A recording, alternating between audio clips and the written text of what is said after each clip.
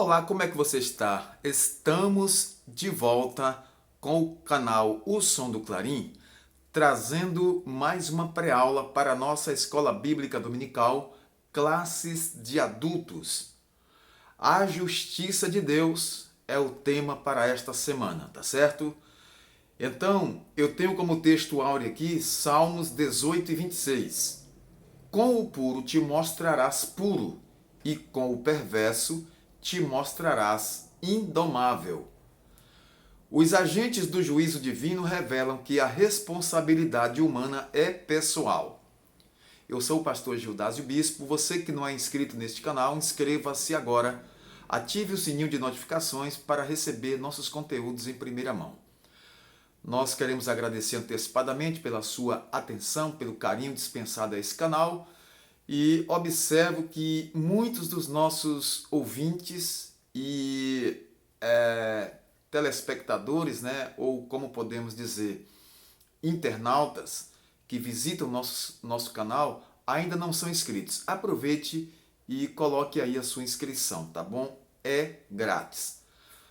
O texto bíblico está em Ezequiel, capítulo 14, do versículo 12 ao 21, que diz: Veio ainda a minha palavra do Senhor, dizendo: Filho do homem, quando uma terra pecar contra mim, gravemente se rebelando, então estenderei a mão contra ela e tornarei instável o sustento do pão. E enviarei contra ela fome e arrancarei dela homens e animais. Ainda que estivessem no meio dela estes três homens, Noé, Daniel e Jó, eles pela sua justiça livrariam apenas a sua alma, diz o Senhor Jeová. Se eu fizer passar pela terra nocivas alimarias, ou alimárias, né, e elas a assolarem, que fique assolada, e ninguém possa passar por ela por causa das feras. Ainda que esses três homens estivessem no meio dela, vivo eu, diz o Senhor Jeová, que nem a filhos nem a filhas livrariam, só eles ficariam livres e a terra seria assolada. Ou se eu trouxer a espada sobre a tal terra e disser: Espada, passa pela terra, e eu arrancar dela homens e animais, ainda que aqueles três homens estivessem nela, vivo eu, diz o Senhor Jeová, que nem filhos nem filhas livrariam, mas eles só ficariam livres. Ou se eu enviar a peste sobre a tal terra e derramar o meu furor sobre ela com sangue, para arrancar dela homens e animais, ainda que Noé, Daniel e Jó estivessem no meio dela, vivo eu, diz o Senhor Jeová, que nem filho nem filha eles livrariam, mas só livrariam a sua própria alma pela sua justiça. Porque assim diz o Senhor Jeová: quanto mais se eu enviar os meus 4 maus juízos, a espada e a fome e as nocivas alimárias e a peste contra Jerusalém, para arrancar dela homens e animais. Então esse é o texto que nós temos para essa lição, a justiça de Deus. Quero mostrar aqui para vocês, olha que coisa linda. Vê se a câmera foca aqui melhor. A justiça de Deus, certo? Aqui. Então, o nosso tema é realmente a justiça divina, a preparação do povo de Deus para os últimos dias no livro de Ezequiel. Essa maravilhosa lição que nós temos aqui. Bom, então observe, meus queridos professores e alunos, que esta lição está fundamentada em 3 tópicos muito importantes. Só são 3 tópicos realmente. O primeiro identifica o juízo divino exposto pelo profeta. O juízo de Deus que o profeta Ezequiel expôs. O segundo tópico mostra um tipo de petição que Deus não atende. E, finalmente, o terceiro tópico diz respeito à impossibilidade de uma possível intercessão de homens justos, como Noé, Daniel e Jó, para livrar o povo do juízo divino. Interessante é que realmente quando Deus quer executar o seu juízo e que a sua paciência chegou ao limite, então quando realmente o pecado está sendo praticado por pecadores contumazes, então a ira de Deus é tão grande que a sua justiça ela vem de tal forma que muitas vezes nem os justos intercedendo às vezes livram aquelas almas da execução do juízo. Nós vamos ver isso aqui nesta lição. Então, para nós adentrarmos ao assunto, eu não quero me ater ao conteúdo porque a aula será dada no domingo aí na sua escola bíblica dominical. Nós passamos aqui subsídios. Então eu quero falar um pouco sobre o método, né, de trabalho que os professores devem muito bem se atentarem para que a aula tenha assim um êxito muito grande. Então, baseado na lei de ensino, na lei do ensino que fala da comunicação, nós já vimos aqui em lições anteriores, a linguagem comunicada no ensino deve ser comum ao professor e ao aluno. Não é? Tão importante como preparar a aula é também cuidar do tipo de comunicação para a classe. Vamos ver aqui. Primeiro, tenha cuidado em traduzir devidamente os termos bíblicos, porque existem termos difíceis. Tenha sempre à mão, em segundo lugar, tenha sempre à mão uma versão mais moderna da Bíblia para simplificar o entendimento de uma passagem, não é, que às vezes é complexa e nem todos conseguem compreender assim rapidamente. Por exemplo, se nós pegarmos a nossa tradução Almeida Revista e Corrigida, muito usada em nossa igreja, é uma tradução que é tradicional, Almeida Revista e Corrigida. E nós lermos alguns termos que são um pouco difíceis, nós vamos pegar agora a versão Nova Almeida atualizada e vamos ter uma simplificação desses termos complexos e assim vamos ter um clareamento de entendimento para aquele assunto. Terceiro, convide os alunos a comentarem um trecho bíblico ou parte da lição com as suas próprias palavras. Dê oportunidade aos seus alunos de também participarem da aula. Não é porque senão fica parecendo que o professor sabe tudo e ali na classe ninguém sabe nada. Precisa haver essa troca de conhecimentos, essa partilha de conhecimentos. Isso é muito bom. Nós temos que ouvir também nossos alunos e discutir ali salutarmente aquele assunto bíblico, né, dentro do nosso padrão cristão. Isso é muito importante. Então, advirta a classe, querido professor, que diante de Deus todos nós temos responsabilidades por nossos próprios atos. Deus, ele há de julgar a cada um. O justo precisa dar conta, da sua vida diante de Deus. O justo juiz pedirá contas. Todos nós haveremos de comparecer ante o tribunal de Cristo, está escrito. Eu sei que ali é para recebermos o galardão, para as nossas obras serem julgadas, de quanto nós receberemos de galardão, mas a Bíblia também diz que e cada um dará conta de si mesmo a Deus. Esse versículo está no Novo Testamento. Estes versículos, vamos dizer assim.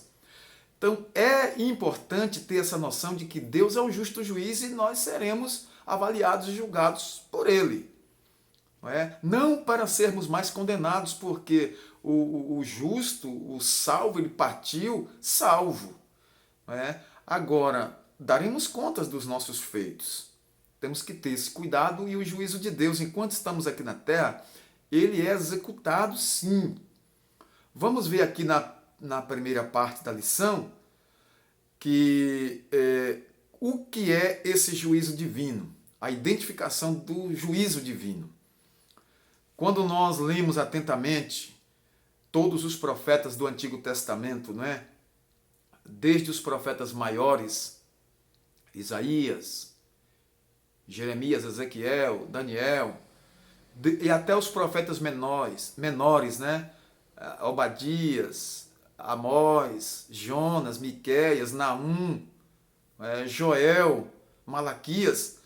Então nós temos que ter consciência, e assim nós compreendemos as ações de Deus concernente à retribuição do pecado. Deus é um justo juiz. Deus é vingador do mal.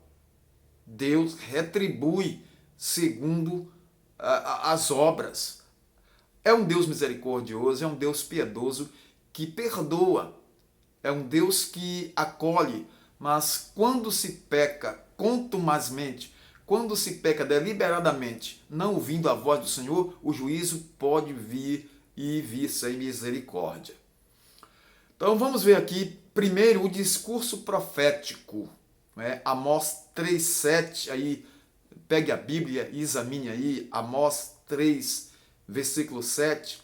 À luz das Escrituras, nós ficamos sabendo que a ira de Deus nunca acontece sem uma causa justa, e nem mesmo sem um prévio aviso, porque Amós diz que Deus não fará nada sem que antes não revele aos seus santos profetas. Então Deus avisa antes. Estamos todos avisados. O Deus de Israel é o Deus que avisou que iria punir, que iria executar o juízo, e Deus assim o fez.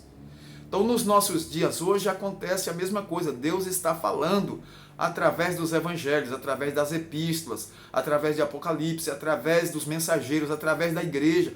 Deus está falando através da sua palavra, e as pessoas estão teimando, estão brincando com Deus, estão pecando de maneira contumaz. É aquele pecador contumaz que insiste, que acha que Deus não está se importando e não está ligando mais para nada.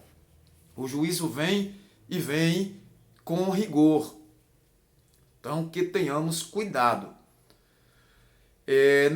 Nesse segundo subtópico aqui, a primeira parte do oráculo de Deus, que faz referência ao versículo 13 do texto oficial, o versículo 13 diz assim: Filho do homem, quando uma terra pecar contra mim gravemente, se rebelando, então estenderei a mão contra ela e tornarei instável o sustento do pão, e enviarei contra ela fome e arrancarei dela homens e animais. Então, a expressão quando uma terra pecar contra mim pode ser aplicada a qualquer povo, em qualquer lugar, em qualquer época.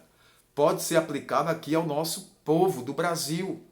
Pode ser aplicada ao povo da nossa América, América do Sul.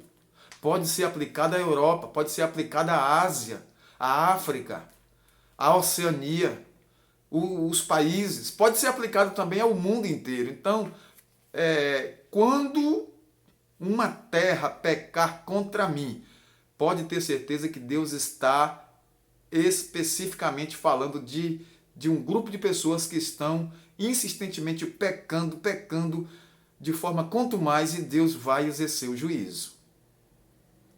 Existem inúmeras formas de Deus castigar o pecador contumaz, o desobediente, que se recusa a ouvir a palavra e a obedecer. Existem muitas formas.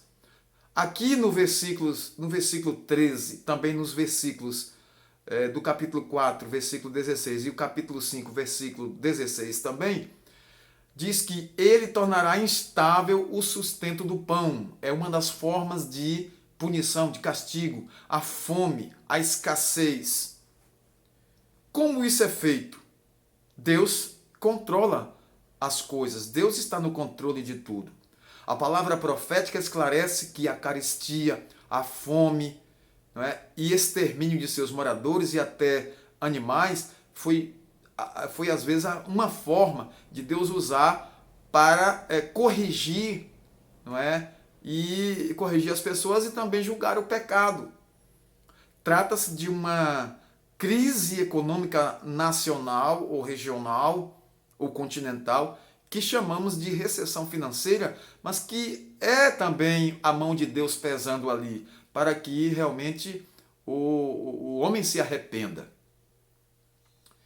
Então vamos passar mais à frente aqui a descrição dos agentes do juízo. O Senhor, ele manda a chuva, fertiliza a terra, ele faz produzir o campo. Né? Ao invés do homem agradecer a Deus, vai agradecer aos ídolos, vai agradecer aos ídolos mudos, aos deuses estranhos. No caso aqui do povo de Israel, segundo Oséias 2:8, depois da colheita, muitos ali iam agradecer a Baal. A seca era um sinal visível do castigo divino. A espada, linguagem figurada para designar guerra, também resulta em fome e peste. Vem doença, vem a fome, vem a escassez. Então, a guerra também, ela produz isso. E Deus, às vezes, permite que isso aconteça por causa realmente de tudo isso.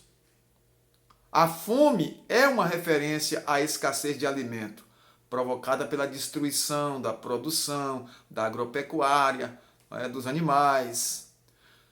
A peste é resultado da epidemia causada pelas mortes nos campos de batalha, muitas vezes.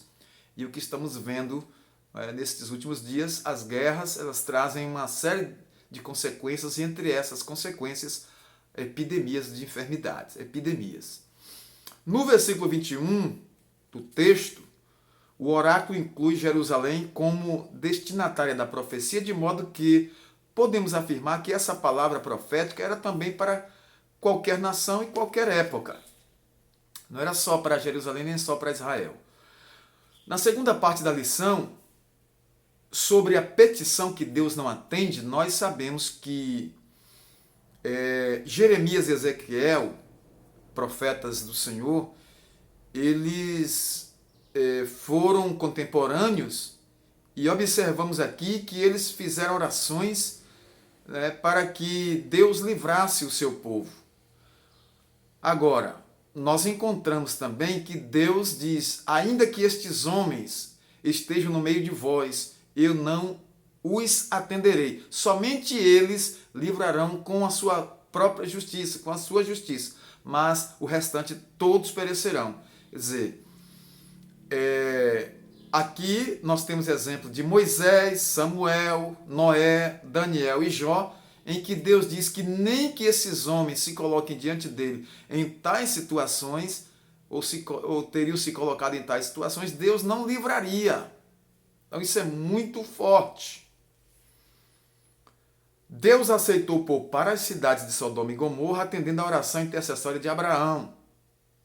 Moisés e Samuel, 2 baluartes de Israel, foram atendidos nas petições em favor do povo nos casos de pecados e rebeliões, segundo nós temos aí registros em Êxodo, Número, 1 Samuel, Números, Salmos, etc. Deus perdoou o seu povo reiteradas vezes. Agora, também inevitáveis castigos vieram, e Deus não ouviu certas intercessões. Eu quero passar aqui para vocês algo interessante. Observe aqui, o profeta Jeremias intercedeu pelo povo, lá em Jeremias 14:21, mas Deus endureceu sua resposta ao profeta, afirmando que nem mesmo Moisés e Samuel seriam atendidos se orassem em favor de Judá. Isso significa que Deus não ouviria nem Moisés nem Samuel ali intercedendo por Judá, segundo está registrado em Jeremias capítulo 15, versículo 1. Confira aí, querido.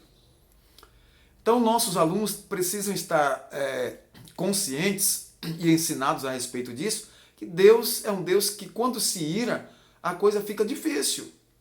Fica difícil para o pecador. Observe aqui, quando Deus não atende à oração intercessória de um justo. Claro, Tiago diz, no capítulo 5 e o versículo 16, a oração feita por um justo pode muito em seus efeitos. Claro, todos nós sabemos disso. Nós sempre fazemos menção nesse capítulo 5 e versículo 16 da carta de Tiago.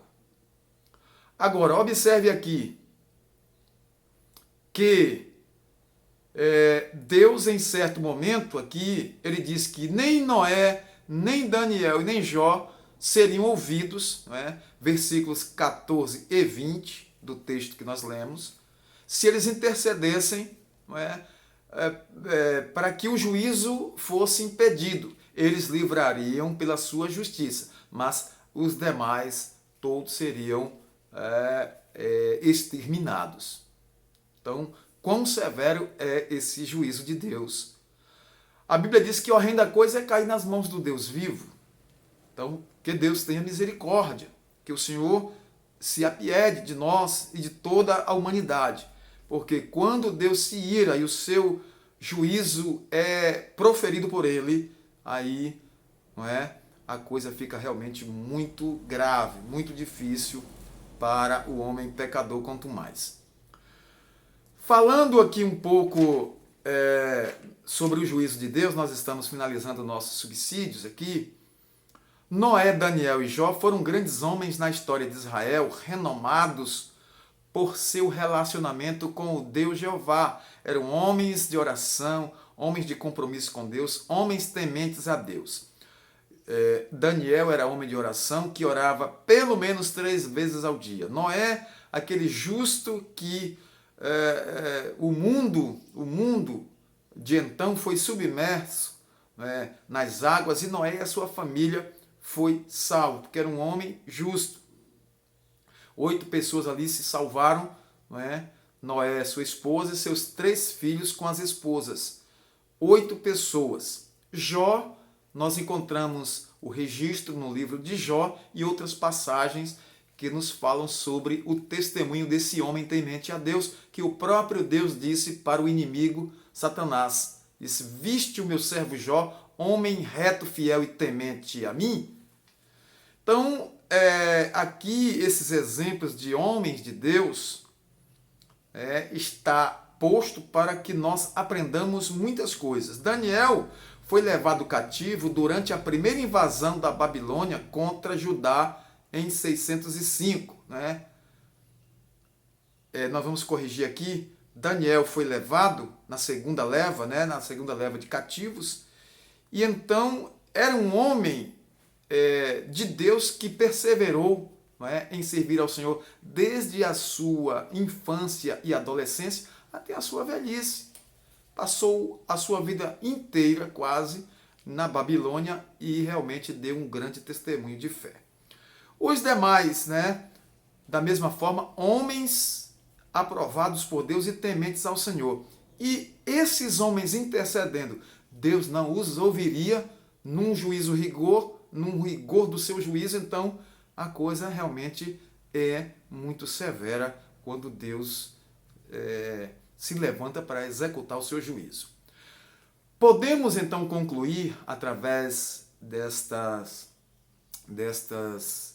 subsídios e ajudar na aula da Escola Bíblica Dominical, que esta lição, não é, nos faz conscientes de que o enfoque da justiça de Deus nesse discurso de Ezequiel diz respeito à retribuição divina ao pecado. Deus retribui ao pecado aquilo que é a sua paga.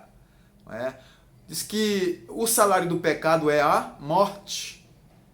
É importante, então, ter em mente esse conceito para não se confundir com a justiça da teologia paulina, que justifica o pecador que crê em Jesus. A justiça de Deus, quando Paulo faz referência ali ao pecador, não é? É uma justiça para a salvação. Aqui é justiça para punição e para execução, né? Para execução do mal. Executar o mal, quer dizer, o pecado ele vem ele vem com uma consequência que é a morte. O salário do pecado é a morte. Então, que Deus em Cristo abençoe ricamente aos nossos professores, aos nossos alunos. Que esta semana, professor, a sua aula seja riquíssima, que Deus possa te usar poderosamente. Que esses alunos recebam esse ensinamento glorioso da palavra, que eles possam ter consciência de que Deus é um Deus também de justiça. Olha aí o tema de nossa lição: a justiça de Deus.